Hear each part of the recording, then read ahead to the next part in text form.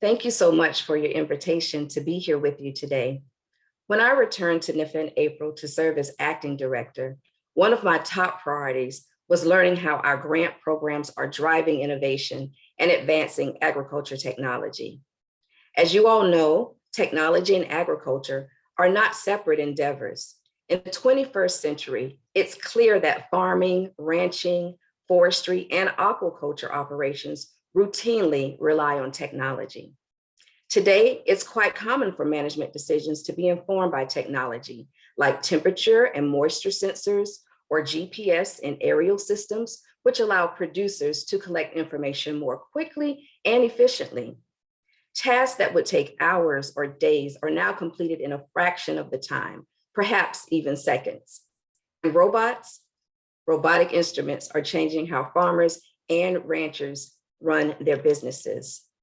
From opening and closing pasture gates to move herds from one field to another, from the comfort of your home to activating auto feeders for aquaponic plant systems controlled from a smartphone app, the possibilities are growing and are only limited by the human imagination. All of this technology allows producers to build their operations so that they are safer, more environmental friendly, and more profitable. At NIFA, we understand that technology continues to hold great promise for the future of agriculture, not only for greater efficiency and profitability, but also in helping us restore and conserve our natural resources. But in order for these investments in ag tech to be effective, we also need to make sure those innovations are adopted by the full spectrum of farming and ranching enterprises, from large operations involving thousands of acres to small ones, and even urban and indoor operations. We need to continue engaging farmers, ranchers, and producers across generations and show them how using technology can transform their practices. We must continue growing our outreach to producers in historically underserved communities and those in remote rural areas that are disconnected, both figuratively and materially. Small businesses also have unique challenges in this space. Solutions need to work as well for them as they do for big agribusinesses. When I first learned about this conference, I was struck by how on point your inaugural theme is, that we are at a moment of great urgency and opportunity. Our changing climate is a central element of both. Tropical areas all over the world are feeling the impact of disasters caused by extreme weather. In the US, Hawaii and our insular areas are no strangers to more frequent tropical storms and hurricanes, which often disrupt agricultural, forestry, and agricultural production systems. Addressing our climate changes through climate smart agriculture and forestry is a key USDA priority.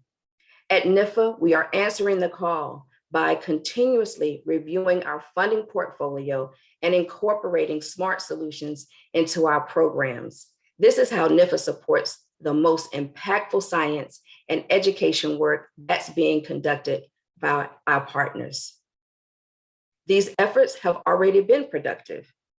There are many projects currently underway that are leveraging public and private resources into solving our most pressing challenges.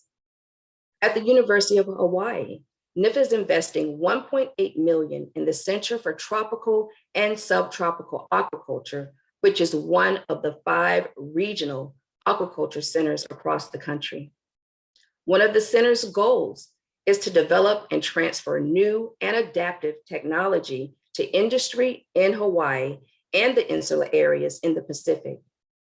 With NIFA support, the center funds 10 projects annually that enhance economic opportunities for aquaculture producers in the region. One project that is wrapping up this year is the Sweet Cap Project, which is a coordinated agriculture project being led by the University of Florida. NIFA invested more than $7.3 million over 4 years to develop breeding tools to improve the genetic foundation of sweet corn. This work helped to make crops more resistant to insects and other pests, as well as more tolerant to early season planting. NIFA is supporting AgTech in tropical areas through a $1.2 million investment in the development of aerial and underwater robotic systems for aquaculture.